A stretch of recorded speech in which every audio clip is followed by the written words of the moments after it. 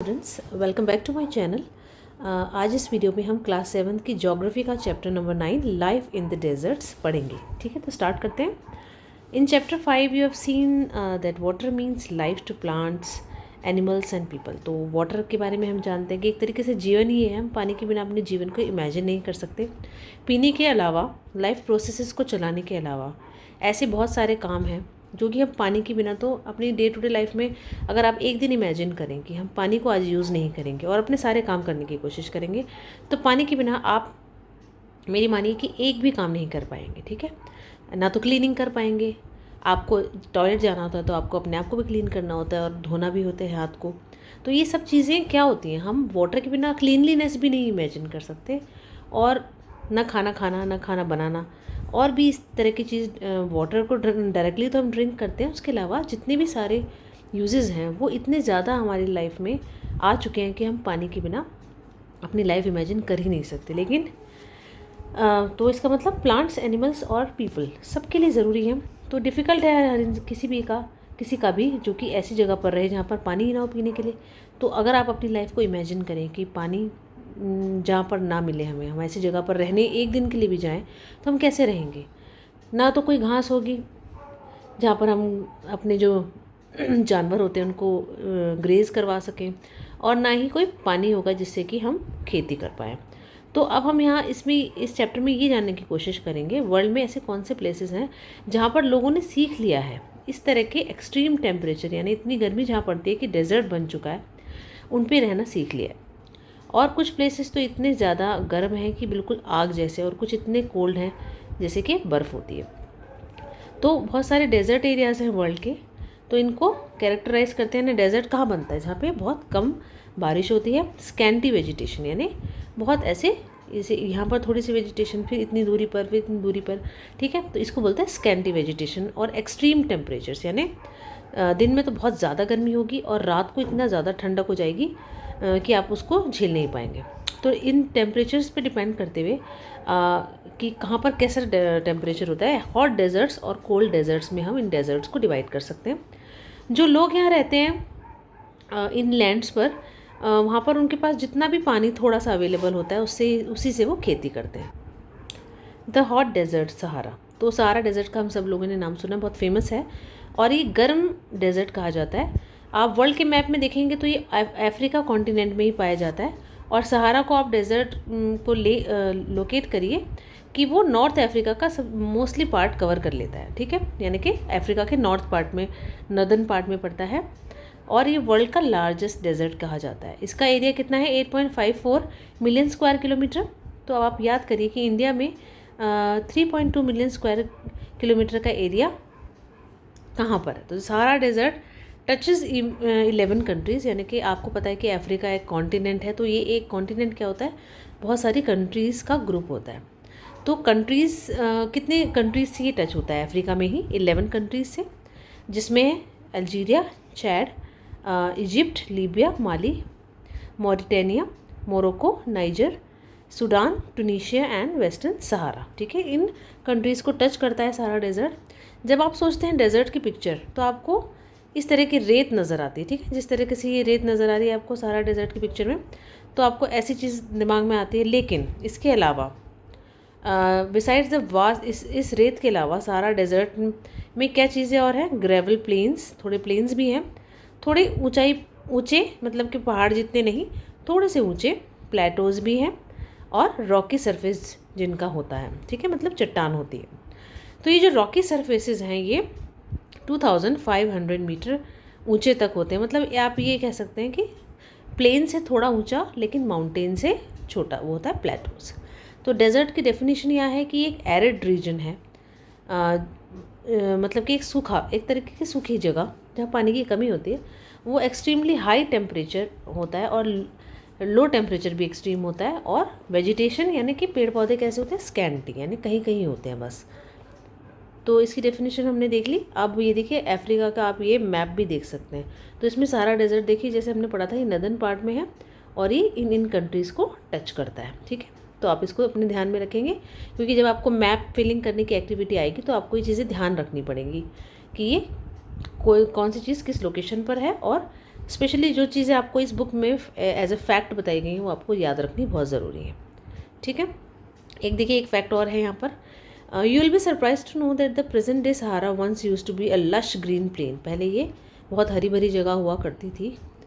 Cave paintings Sahara desert की जो मिलती हैं उससे पता चलता है कि यहाँ पर रिवर्स होती थी, उसमें क्रोकोडाइल्स होते थे, एलिफेंट्स, लायंस, जिराफ्स, ऑस्ट्रिचेस, मतलब कि जो एक अच्छी पेड़ पौधे या जंगल वाली जगह पर जो भी एनिमल्स होते हैं वो सब यहाँ हुआ करते थे, ठीक है। लेकिन क्लाइमेट यहाँ का सडनली इतना चेंज हुआ है, इतना गर्म हो गया कि धीरे धीरे धीरे ये हॉट और ड्राई बन गया, ठीक है। तो ये भी एक फैक्ट है जो कि बहुत इंटरेस्टिंग है। और अल अजीज़िया ये सहारा डेजर्ट में ही पड़ता है, साउथ ऑफ ट्रिपोली, लीबिया, यानी कि लीबिया के साउथ में। यहाँ पर इस ही सहारा डेजर्ट में सबसे हाईएस्ट टेम्परेचर इस जगह पर ही होता है, that is 57.7 degree Celsius in 1922, ठीक है। अब यहाँ के क्लाइमेट के बारे में हम जानते हैं। क्लाइमेट जो सहारा डेजर्ट का है वो बहुत स्कॉर्चिंग हॉट और पार्च ड्राई, बहुत सूखा, बहुत गर्म है, ठीक है। इसमें रेनी सीज़न ऐसा नहीं कि बारिश बिल्कुल नहीं होती है थोड़ी बहुत, पर बहुत शॉर्ट टाइम के लिए। और जो स्काई है वो क्लाउडलेस है, जब आपको जहाँ पर बारिश होने की संभावना होती है वहीं तो क्लाउड्स होते हैं, और क्लाउड्स पानी से बनते हैं। पानी यहाँ पर वैसे ही इतना कम होता है तो यहाँ पर इवेपोरेशन बहुत कम हो पाता है, और इसलिए यहाँ पर आसमान में कोई बादल नहीं नज़र आते और बहुत क्लियर आसमान होता है। इसलिए जो क्योंकि moisture evaporates faster than it accumulates. ऐसा क्यों होता है? जितना थोड़ा बहुत भी जो पानी है वो इवेपोरेट जल्दी हो जाता है और वो इकट्ठा जल्दी नहीं हो पाता, यानी कि नीचे और चीज़ें इवेपोरेट होने के लिए क्या पानी और चाहिए, वो उतनी जल्दी वापस नहीं आ पाता। इसलिए डेज अनबिलीवेबली हॉट होते हैं, मतलब इतने हॉट होते हैं कि हम बिलीव नहीं कर सकते। और जो टेम्परेचर्स है डे में वो soar as high as 50 degree Celsius तक यहाँ पे टेम्परेचर पहुँच जाता है, हीटिंग अप द सैंड, और ये रेत को गर्म कर देता है और चट्टानों को भी, और जिसकी वजह से radiates heat making everything around hot, और हर जगह गर्मी हो जाती है जैसे कि हम जानते हैं। द नाइट्स में भी freezing cold with temperatures nearing 0 degrees. Nights क्या होती हैं, इतनी ज़्यादा ठंडी होती हैं कि आप मतलब 0 डिग्री तक टेम्परेचर पहुंच जाता है, आपको जमा भी सकती हैं, ठीक है। जहाँ पर जितनी ज़्यादा गर्मी दिन में पड़ती है ना उतनी ही ज़्यादा ठंड वो रेत को, आपको जानते हैं रेत जितनी जल्दी गर्म होती है उतनी जल्दी ठंडी भी होती है। तो अब यहाँ पर फ्लोरा एंड फौना आप इमेजिन करिए, क्योंकि स्कैंटी वेजिटेशन है तो थोड़ा बहुत तो होता होगा। वेजिटेशन कैसा है? कैक्टस, ऐसे पौधे होते हैं जो कि अपने पानी को सेव करने वाली चीज़ की पत्तियाँ होती हैं, कैक्टस जैसे उसमें नुकीली पत्तियाँ होती हैं, ठीक है, जिसकी वजह से इवेपोरेशन थोड़ा स्लो हो जाता है। अपने पानी को सेव करने के लिए इस तरह की यहाँ पर वेजिटेशन होती है। और डेट पाम्स और एकेशिया, कुछ प्लेसेस पर ओएसिस भी होते हैं। ओएसिस कैसी जगह होती है? अगर यहाँ पर पूरा डेजर्ट है, रेगिस्तान है, तो कहीं ना कहीं ऐसा नहीं है कि कहीं भी हरियाली नहीं होगी, कोई ऐसी जगह ज़रूर होगी जहाँ पर पानी होगा, ठीक है, और थोड़ी हरियाली भी होगी। तो उस जगह को हम क्या बोलते हैं? ओएसिस, यानी green islands with date palms surrounding them, ठीक है। वो आइलैंड्स होते हैं छोटे छोटे, वहाँ पर ग्रीनरी होती है और वहाँ पर डेट पाम्स भी होते हैं। कैमल्स, हाइनास, जैकाल्स, फॉक्सेस, स्कॉर्पियंस, कई वैरायटी के जानवर आपको देखने के लिए मिल जाते हैं। स्नेक्स भी मिलती हैं, लिजर्ड्स भी, ठीक है। स्नेक्स, लिजर्ड क्या करती हैं? अपने आप को हार्श टेम्परेचर से बचाने के लिए नीचे जो बिल बना लेती हैं ज़मीन के, और वो घुस जाती हैं जब उनको ज़्यादा गर्मी लगती है ज़्यादा, तो ठीक है, अपने आप को और जब थोड़ी सी नॉर्मल टेम्परेचर रात के टाइम, शाम के टाइम होता है तो वो बाहर भी आ जाते हैं। तो इस तरह के जानवर आपको मिलेंगे देखने के लिए। लोग कैसे होते हैं? सहारा डेजर्ट के जो लोग होते हैं वो हार्श क्लाइमेट में जो रहते हैं, वो बहुत सारे ग्रुप ऑफ पीपल हैं जो कि बहुत सारी एक्टिविटी करते हैं। उनमें से कुछ हैं बेडुइन्स, ठीक है, और टुएरेग्स। इसमें क्या है, ये ग्रुप्स क्या है? नोमैडिक ट्राइब्स हैं, मतलब कि एक जगह पे नहीं टिकते, ये एक जगह पर इनके घर नहीं होते, कभी एक जगह पर फिर दूसरी जगह पर, तो अपना चेंज करते रहते हैं ये रहने की जगह। और ये क्या पालते हैं? जानवर पालते हैं, जैसे गोट्स, शीप्स, कैमल्स और हॉर्सेस। ये एनिमल्स इनको मिल्क देते हैं, स्किन देते हैं अपनी, और जिसकी वजह से ये लेदर की बेल्ट्स बनाते हैं, स्लीपर्स, वाटर बॉटल्स, और इनके जो बाल होते हैं वो मैट्स, कारपेट्स, क्लोथ्स और ब्लैंकेट्स बनाने के काम में आते हैं। और ये बहुत हैवी रोब्स पहनते हैं। रोब्स कहते हैं एक लंबा कोट जैसा होता है, जिससे कि प्रोटेक्शन इनकी हो सके। यहाँ पे धूल की जब रेत इतनी होती है तो और हवा तेज़ चलती है तो बहुत आंधी सी चल जाती है, तो उससे अपनी आँखों को बचाने के लिए, अपनी बॉडी को बचाने के लिए बहुत लंबे लंबे रोब्स पहनते हैं और इनको ये गर्म हवा से भी बचाते हैं। सहारा में जो ओएसिस है, ओएसिस के बारे में हमने पढ़ा था कि वो एक ग्रीन जगह होती है, थोड़ी वाटर होता है वहाँ पर। और जो नाइल वैली है इजिप्ट में, उस वहीं पे जब आपको पता है जहाँ पर हरियाली होगी, थोड़ा पानी होगा, तो वहीं पर लोग रहना पसंद करेंगे। तो ऐसी 2 जगह कौन सी बताई है इन्होंने, एक तो ओएसिस के पास और एक इजिप्ट में नाइल वैली के पास। और वाटर यहाँ पर थोड़ा अवेलेबल होता है, तो लोग यहाँ पर डेट पाम्स के ट्रीज़ उगाते हैं। और क्रॉप्स कौन सी, राइस, व्हीट, बार्ले, बीन्स, ये भी उगाई जाती हैं। Egyptian cotton famous world wide is grown in Egypt, ठीक है। इजिप्शियन कॉटन भी यहाँ इजिप्ट में उगता है और बहुत फेमस है। ऑयल की जो डिस्कवरी है ये बहुत ज़्यादा वर्ल्ड में, आपको पता है कि ऑयल से हम क्या काम करते हैं, इलेक्ट्रिसिटी जनरेट होती है, हमारी व्हीकल्स चलती हैं, और भी बहुत सारे ऑयल के यूज़ हैं डे टू डे। लेकिन आपको पता है कि ऑयल बहुत इतनी जल्दी नहीं बन पाता, जितनी जल्दी वो हम यूज़ कर रहे हैं उतनी जल्दी वो दोबारा से रीजनरेट हम नहीं कर सकते। तो पूरे वर्ल्ड में जहाँ पर भी ऑयल होता है उस जगह की बहुत वैल्यू होती है। तो इसी तरीके से अफ्रीका में बहुत सारी ऐसी जगह हैं जहाँ पर ऑयल मिलता है, जैसे अल्जीरिया, लीबिया और इजिप्ट। ये क्या कर रहे हैं, constantly transforming the Sahara desert. ये सहारा डेजर्ट को धीरे धीरे चेंज कर रहे हैं। कुछ मिनरल्स और भी मिलते हैं इसमें, जैसे कि आयरन, फॉस्फोरस, मैग्नीज और यूरेनियम, ये भी यहाँ पर पाए जाते हैं। कल्चरल लैंडस्केप जो सहारा का है वो चेंज हो रहा है। Gleaming glass caged office building, star over mosque and super highways, criss cross and ancient camel paths. क्या पर यहाँ पर क्या होता है कि ऑफिस बिल्डिंग्स बिल्कुल कांच की बनी होती हैं, ठीक है, और मस्जिदें हैं यहाँ पर, और हाईवेज़ हैं, criss cross and ancient camel paths, यानी ऊँटों के जाने के लिए जगह बनी हुई है। ट्रक्स क्या रिप्लेस कर रहे हैं कैमल्स को इन द सॉल्ट ट्रेड। तो नमक का जो यहाँ पर नमक का ट्रेड किया जाता है वो पहले कैमल्स पे लाद के ले जाया जाता था उसको, लेकिन अब ट्रक्स के थ्रू जाने लगा है। और टुअरेग्स जो लोग होते हैं उनको हम देख सकते हैं कि वो टूरिस्ट गाइड भी बन गए हैं, ठीक है। उनका एक नया ऑक्यूपेशन है कि जो लोग यहाँ घूमने आते हैं उनको गाइड करते हैं, उस जगह के बारे में बताते हैं। और ज़्यादा से ज़्यादा जो नोमैडिक हर्ड्समैन है, हर्ड्समैन मतलब जो जानवरों को चराते हैं, वो क्या करते हैं, सिटी लाइफ में अब जाने लगे हैं और वो जॉब्स ढूंढने लगे हैं ऑयल और गैस ऑपरेशन के काम में, ठीक है। तो नए नए ऑक्यूपेशंस यानी चेंज हो रहा है वो। अब डेजर्ट का जो पुराना ऑक्यूपेशंस लोग करते थे अब वही नहीं है, अब वो कुछ और भी आगे डेवलप कर रहे हैं, ठीक है। अब ये कुछ फैक्ट है, इसको पढ़ लेते हैं। Depressions are formed when the wind blows away the sands. जैसे कि मान लीजिए यहाँ पर बहुत सारी रेत है, ठीक है, यहाँ हवा चली, बहुत सारी चली, तो यहाँ पर क्या हुआ, एक गड्ढा टाइप बन गया, यहाँ की रेत हट गई और वो कहीं दूसरी जगह चली गई, तो इसको हम बोलते हैं डिप्रेशन।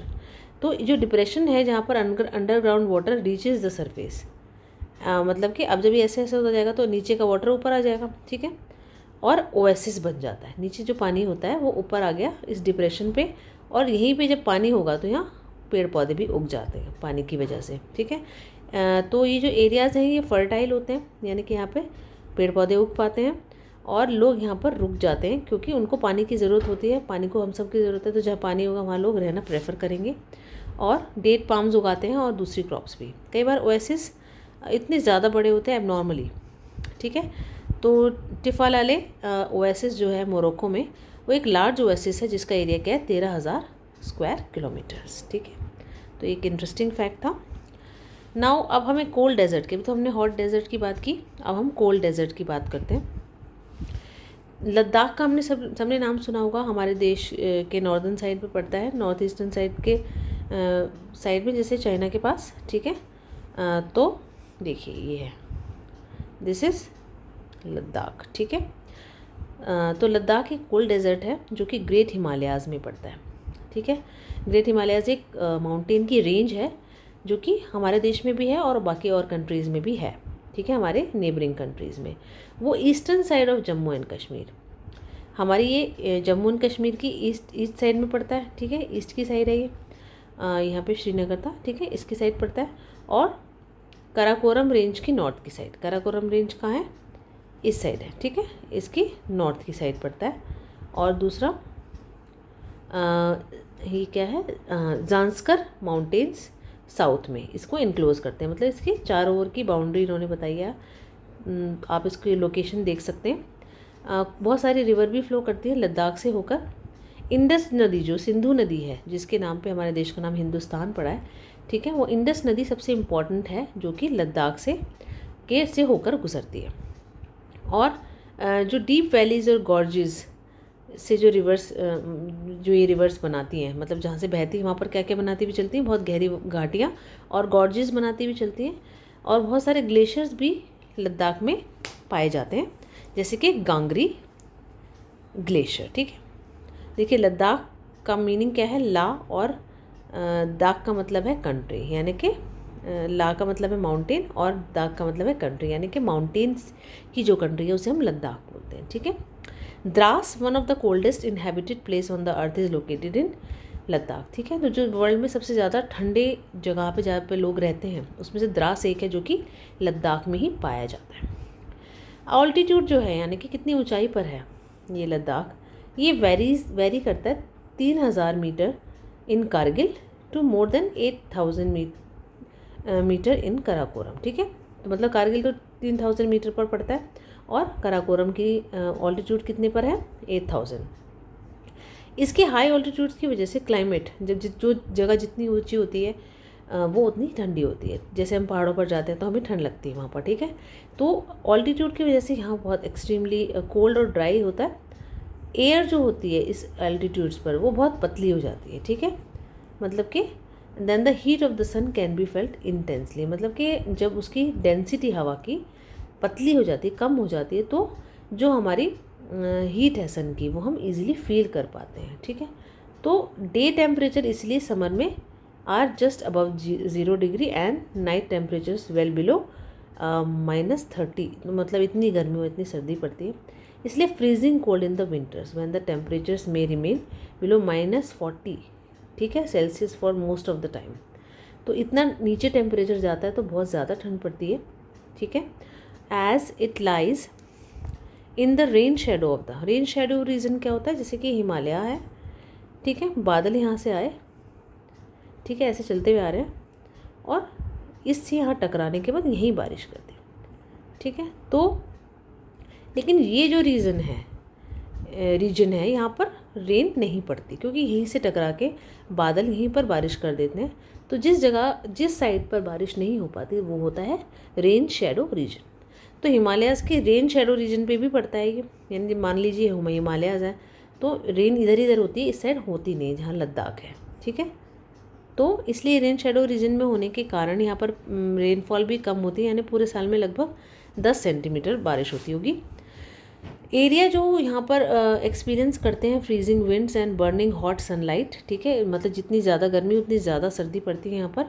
और आपको जान के आश्चर्य ये भी होगा कि अगर आप सन में अपने नंगे पैर बैठे in the with your feet in the shade, ठीक है, आप सन में बैठे हो लेकिन आपके पैर छाया में हो, तो आपको क्या होगा, सन स्ट्रोक आ सकता है और frostbite at the same time. मतलब जो आपके शरीर का पार्ट सन में होगा तो इतनी गर्मी लगेगी कि सन स्ट्रोक हो सकता है, और जो एरिया शेडो में होगा वहाँ इतनी ठंड हो जाएगी, आपको इतनी ठंड लगेगी कि आप को एक तरीके से फ्रॉस्ट बाइट हो जाएगा। मतलब इतना ज़्यादा आपने कहीं और नहीं देखा होगा अपनी लाइफ में, जो कि हम यहाँ लद्दाख में फ़ील कर सकते हैं। और देखिए हमारे जो सोल्जर्स हैं वो इन जगह पर हमारे देश की बॉर्डर्स की रक्षा करते हैं, और तो हम सबको उनको सैल्यूट करना चाहिए कि वो हमारे लिए इतना कुछ कर रहे हैं, इतने हार्श वेदर को झेल रहे हैं। फ्लोरा एंड फौना, अब यहाँ पर जब इतनी गर्मी और इतनी सर्दी होती है तो हम हाई एरिडिटी की वजह से यहाँ पर, यानी कि पानी की कमी की वजह से वेजिटेशन स्पार्स है, वेजिटेशन कहीं कहीं है बस, ठीक है। स्कैंटी पैचेस हैं ग्रासेस के, कहीं जैसे यहाँ ग्रास है, फिर यहाँ ग्रास है, फिर यहाँ ग्रास है, ऐसे बीच में खाली है, तो ऐसी स्कैंटी पैचेस हैं सिर्फ, और श्रब्स हैं जो कि जानवर खाते हैं। ग्रोवर्स और groves of willows and poplars are seen in the valleys during the summers. Fruit trees such as apples, apricots, walnut bloom, ठीक है। समर्स में ये सब फ्रूट के ट्रीज, एप्पल्स, एप्रिकॉट्स, वॉलनट ये सब होते हैं। And several species of birds की कई सारी जातियाँ हमको नज़र आती हैं लद्दाख में। रॉबिन्स है जिनका नाम redstarts, Tibetan snowcock and raven and hoopoe, ये सब कॉमन है, ये कॉमन बर्ड्स के नाम हैं, ठीक है। कुछ इसमें से माइग्रेटरी बर्ड्स हैं। माइग्रेटरी बर्ड्स क्या होती हैं? जो किसी और जगह पर रहती होती हैं, लेकिन मौसम बदलने के साथ वो दूसरी जगह पर आती है जहाँ उन्हें अपना फेवरेबल मौसम मिलता है, ठीक है। तो एनिमल्स हैं लद्दाख के wild goats, wild sheep, yak and कुछ टाइप के स्पेशल डॉग्स। और एनिमल्स जो कि यहाँ जिनको पाला जाता है वो मिल्क देते हैं, मीट देते हैं और स्किन देते हैं। याक का जो मिल्क होता है वो चीज़ और बटर बनाने के लिए यूज़ होता है, और जो इसका शीप का हेयर और गोट के हेयर होते हैं ये गर्म कपड़े बनाने के लिए यूज़ में आता है। यहाँ के लोग कैसे हैं? क्या आपको कुछ मतलब समानता नज़र आई, एक जैसा कुछ लगा लद्दाख के और तिब्बत और सेंट्रल एशिया के इनहेबिटेंट्स के बीच में कि वो कैसे लगते हैं? आपको एक कॉमन चीज़ नज़र आएगी कि यहाँ के ज़्यादातर लोग या तो मुस्लिम होंगे या बुद्धिस्ट होते हैं, ठीक है। तो ये फैक्ट कि several Buddhist monastery dot the Ladakhi landscape with their traditional गोम्पास।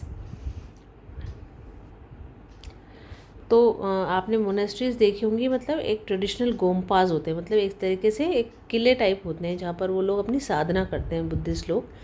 कुछ फेमस मोनेस्ट्रीज हैं हेमिस, ठिक्सी एंड शे एंड लामायुरु, ठीक है। इनके नेम्स हैं ये।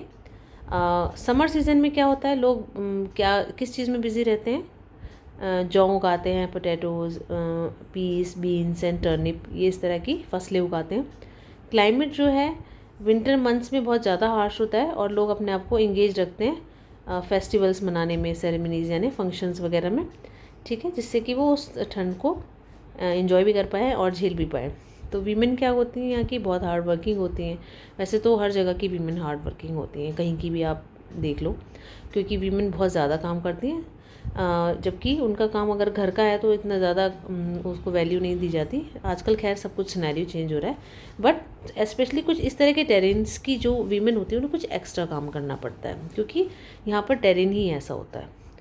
तो they work not only in the house, ना सिर्फ वो घर और खेतों में काम करती बल्कि कुछ छोटे छोटे बिजनेस और शॉप्स भी चलाती हैं। देखिए कितनी हार्ड वर्किंग है। लेह जो कैपिटल है लद्दाख की, वो कनेक्टेड है रोड और एयर से, ठीक है। और नेशनल हाईवे 1A कनेक्ट करता है लेह को कश्मीर वैली से और जोजिला पास के थ्रू, ठीक है। जो छोटी छोटी जगह होती हैं उनको, जैसे इस तरह की जो दो जगह को कनेक्ट करते हैं उसे पास बोलते हैं, ठीक है। Can you name some more passes in the Himalayas? कुछ फैक्ट्स देख लेते हैं पहले तो। लद्दाख को हम खापा चान, जिसका मतलब है स्नो लैंड, इस नाम से भी जानते हैं। आपको ये फैक्ट भी याद रखना है, कुछ भी पूछा जा सकता है एग्जाम में, आपको कोई चांस नहीं लेना है। द चीरू और द तिब्बता एंटीलोप, ठीक है, वो चीरू जैसे एक जानवर है और उसको तिब्बता एंटीलोप भी बोलते हैं। वो इंडेंजर्ड स्पीशीज़ है, यानी कि उसको इतनी ज़्यादा मारा जा रहा है अपने पर्पसेस के लिए, मीट के लिए, हाइड्स के लिए, कि अब वो इंडेंजर्ड कैटेगरी में आ गया है, यानी कि खतरे में है वो, उसका एग्जिस्टेंस। ये किस लिए होगा इसको मारा जाता है? वुल, इसकी जो वुल होती है, जो इसकी स्किन होती है, उसे शहतूश बोला जाता है। वो बहुत लाइट वेट होती है और बहुत गर्म होती है, तो इससे वो कपड़े बनाने के लिए लोग यूज़ करते हैं, तो इसलिए इसको मारते हैं, तो इसलिए ये इंडेंजर्ड है। Third fact is the finest cricket bats, वो विलो ट्रीज जो होते हैं उनके वुड से बनता है अच्छे क्रिकेट बैट्स, ठीक है। तो आपको ये फैक्ट भी याद रखना है, बहुत अच्छा है आपके लिए जानना, एक्स्ट्रा इन्फॉर्मेशन के लिए भी। मनाली नाम सुना है, हम सब लोग मनाली जा चुके हैं। Leh highway crosses 4 passes, Rohtangla, बरालाचाला और लुंगालाचाला एंड टेंगलैंग ला, ठीक है। ये सारे ला मतलब पासेस। तो ये जो हाईवे ओपन सिर्फ होता है जुलाई से सितंबर में, जब स्नो क्लियर हो जाती है रोड से, ठीक है। टूरिज्म में अब यहाँ पर देखिए, जब लोग सारे इतने अच्छी फेवरेबल थोड़ा सा मौसम होने लगता है तो यहाँ लोग घूमने भी आते हैं। तो टूरिज्म भी एक एक्टिविटी है जो लोग करते हैं। Several tourist streaming in for Bharat में से भी आते हैं और बाहर से भी आते हैं, जो कि गोम्पास जो हमने देखा था बुद्धिस्ट मोनेस्ट्री टाइप, ठीक है, वहाँ पर भी विजिट करते हैं। मीडोज़ एंड ग्लेशियर्स ये सब देखते हैं वहाँ पर वो, और वो क्या देखते हैं कि लोग कैसे फंक्शंस कर रहे हैं, फेस्टिवल्स कैसे मना रहे हैं, ये सब देखते हैं वो, उनको अच्छा लगता है ये सब। Life of people is under going change, लेकिन जो लोगों की लाइफ भी है, जैसे कि हमने देखा कि लोगों की एक्टिविटीज़ चेंज हो रही हैं, तो उनकी लाइफ भी चेंज हो रही है, लोग मॉडर्न हो रहे हैं थोड़े। जो लद्दाख के लोग हैं वो क्या कर रहे हैं, उन्होंने काफ़ी सदियों से इस तरीके से रहना सीख लिया है, बैलेंस में और नेचर के साथ हारमनी में, मतलब नेचर को नेचर से अलग होके यानी नेचर को बर्बाद करके नहीं जीते वो लोग, उसके साथ रहना सीख लिया है। और उनको पता है कि जो भी उनके पास कम रिसोर्सेज हैं, चाहे थोड़े हैं चाहे ज़्यादा हैं, जैसे पानी है, फ्यूल है, जितना भी है, तो वो बहुत ध्यान से, बड़ी समझदारी से और केयर से यूज़ करते हैं और कुछ भी चीज़ बर्बाद नहीं की जाती, ना फेंकी जाती है। तो हम लोगों को भी इसी तरीके से जीने की कोशिश करनी चाहिए। जितना भी हम रिसोर्सेज को सेव कर सकते हैं और ठीक यूज़ में ला सकते हैं उतना हमें करना चाहिए, ठीक है। इससे क्या होगा कि हमारी अर्थ बैलेंस में रहेगी, हमारी लाइफ बैलेंस में रहेगी और सब कुछ बैलेंस में रहेगा। तो ये सब हमारे लिए अच्छा है और पूरी ह्यूमन मैनकाइंड के लिए अच्छा है और सिविलाइजेशन के लिए अच्छा है, ठीक है। तो अभी चैप्टर यहीं ख़त्म होता है। आई होप कि आपको ये सब समझ में आ गया होगा, ठीक है। ज्योग्राफी में हम कितने डिफरेंट पार्ट्स के बारे में पढ़ रहे हैं, कितने अलग अलग चीज़ें होती हैं। तो आई होप कि आपको इन्जॉय आपने किया होगा। अगर आपको मेरा वीडियो अच्छा लगा हो तो प्लीज़ इसे लाइक करें, शेयर करें अपने दोस्तों के साथ और सब्सक्राइब करना ना भूलें मेरे चैनल को। अगले वीडियो में मैं नेक्स्ट चैप्टर को कवर करूँगी। तो thank you so much for now.